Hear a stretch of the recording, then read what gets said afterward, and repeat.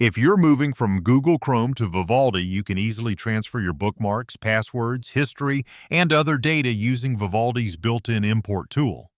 To get started, open Vivaldi and click the Vivaldi menu button in the upper left corner of the browser window. If you're using a different layout and don't see the menu button, move your mouse cursor to the top of the screen to reveal it. From the menu, select File, then click Import from Applications or Files. A new import data window will appear. At the top, you'll see a drop-down menu where you can choose the source of the data you want to import. While we're here, it's worth mentioning that this tool also supports other Chromium-based browsers like Edge, Brave, and Opera, as well as importing files such as HTML bookmarks and CSV password files. For this tutorial, we'll select Google Chrome. If you have multiple Chrome profiles, select the one you want to import from.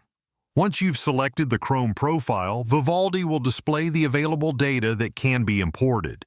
Depending on the profile, this can include bookmarks, saved passwords, browsing history, currently open tabs, extensions, and other browser data.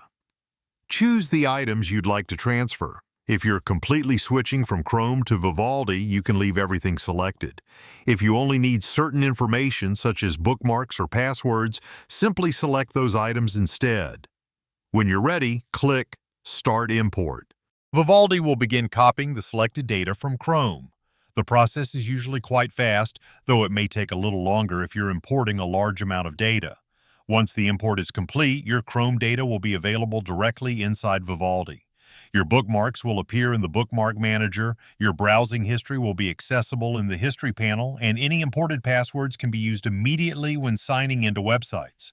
This makes switching to Vivaldi much easier since you can bring over most of the information you've already collected in your previous browser instead of starting from scratch.